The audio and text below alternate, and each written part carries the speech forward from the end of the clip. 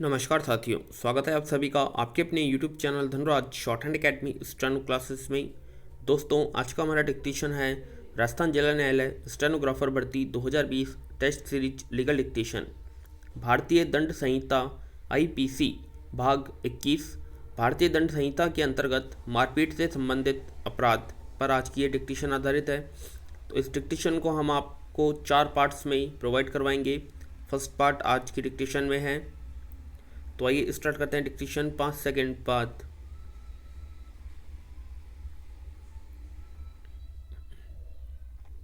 Start. पिछले आलेख में मानव शरीर पर प्रभाव डालने वाले अपराधियों की सूची में गर्भपात और शिशुओं से संबंधित अपराध के विषय में उल्लेख किया गया है। इस आलेख में मारपीट के परिणाम स्वरूप होने वाली उपहति के विषय में चर्चा की जा रही है। विचारों में मतभेद से जीवन के सामान्य अनुक्रम में अनेक ऐसे मामले हो जाते हैं जिनमें लोग एक दूसरे के प्रति हिंसक होकर मारपीट पर उतारू हो जाते हैं। कभी कभी विवाद गाली गलौज से शुरू होकर मारपीट तक जाता है तथा मारपीट से होते हुए हत्या तक पहुंच जाता है। विराम। ऐसे विवादों में आपराधिक मानव वध और हत्या तक हो जाती है, पर कभी कभी चोट इतनी गंभीर नहीं होती है कि किसी व्यक्ति की हत्या हो जाए या उसकी मृत्यु कारित हो जाए। यदि प्रहार हत्या के आशय से नहीं किया गया है, केवल क्षति पहुंचाने के आशय से प्रहार किया गया है, तो ऐसी परिस्थिति उपहति है। अंग्रेजी में हार्ट कहलाती है। विराम। मानव शरीर पर प्रभाव डालने वाले अपराधों में जीवन के लिए संकटकारी अपराधों के बाद पहला विषय उपहति से संबंधित है। विराम। उपहति अर्थात कोई ऐसा कार्य जिसके होने से मानव शरीर को किसी प्रकार की क्षति होती है। विराम। पैरा। भारतीय दंड संहिता की धारा 319 उपहति की परिभाषा प्रस्तुत करती है। इस परिभाषा के अनुसार जो कोई व्यक्ति किसी व्यक्ति को शारीरिक पीड़ा पहुंचाता है या रुग्ण में या अथवा रोगग्रस्त करता है और दुर्बल तथा शल्य करता है, तो उसे उपहति कहा जाता है। विराम। उपहति के अंतर्गत वह समस्त कार्य आते हैं जिनसे किसी प्रकार का शारीरिक कष्ट, बीमारी, दुर्बलता पैदा होती है। अतः वह कार्य का अर्थ है किसी प्रकार की पीड़ा पहुंचाना, जैसे कि किसी व्यक्ति को उसके बाल पकड़कर पीटना उपहति है। विराम। पीड़ा शारीरिक होना चाहिए। मानसिक पीड़ा को धारा के अंतर्गत उपहति नहीं किया गया है तथा ऐसी शारीरिक पीड़ा के परिणाम स्वरूप शरीर को किसी प्रकार का कष्ट दिया जाना चाहिए, तब उपहति का अपराध घटित होता है। विराम। पैरा।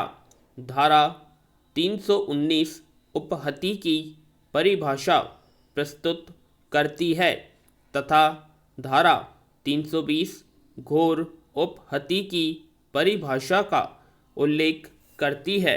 गंभीर चोट धारा 320 में वर्णित की गई है। कोई भी कृत्य अपराध की श्रेणी में तभी आता है जब वह स्वेच्छापूर्वक किया जाता है, दुर्घटनावश नहीं। धारा 321 में यही बात कही गई है। विराम पैरा। सर्वप्रथम तो धारा 319 में अंतर्गत उपहति की परिभाषा दी गई है।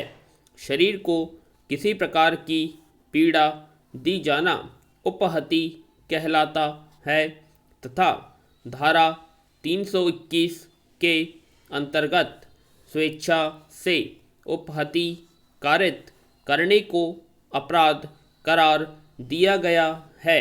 विराम। यदि किसी व्यक्ति को स्वेच्छा से साधारण चोट दी जाती है जिससे उसके शरीर को किसी प्रकार की नुकसान पहुंचता है, तो यह धारा 321 के अंतर्गत स्वेच्छा उपहति कारित करना कहलाता है। पहला, धारा 321 के अंतर्गत स्वेच्छापूर्ण तरीके से उपहति कारित करने का अपराध करार दिया गया है। विराम। एक मामले में पति उत्तेजना के अंतर्गत पत्नी के पेट पर लात मारता है। विराम। पत्नी का प्लीहा बढ़ा हुआ है तथा उस पर हादसे का उसका प्लीहा फट जाता है। विराम। परिणाम स्वरूप उसकी मृत्यु हो जाती है। यह धारण किया गया कि वह उपहति का दोषी था, क्योंकि पति को इस बात का ज्ञान था कि उसे उसकी मृत्यु हो जाएगी। पैरा। अनीश बनाम उत्तर प्रदेश राज्य इलाहाबाद के एक प्रकरण में एक लड़का एक लड़की से प्यार करता था। वह छोटी थी। यह लड़का उसे कोई प्रेम उत्तेजक या वशीकरण वस्तु खिलाना चाहता था। विराम। इस अभिप्राय से एक छोटे लड़के को प्रेरित किया गया कि वह उस लड़की को इस प्रकार की मिठाई खिला दे। उस लड़की ने उसके परिवार में कुछ अन्य सदस्यों ने मिठाई खाई। जितने लोगों ने उसमें हाथ बटाया उन सब में जहर खाने के कुछ लक्षण पाए गए। इस प्रकरण में यह माना गया कि लड़का क्षति पहुंचाने का आरोपी था। पूर्णविराम। तो दोस्तों, यह थी हमारी आज की लीगल डिक्टेशन। आशा करते हैं आप सभी को ये डिक्टेशन पसंद आएगी, तो प्लीज़ कमेंट बॉक्स में कमेंट करें और अब तक आपने हमारे चैनल को सब्सक्राइब नहीं किया, सब्सक्राइब करें और वीडियो को ज़्यादा से ज़्यादा लाइक शेयर करें। धन्यवाद।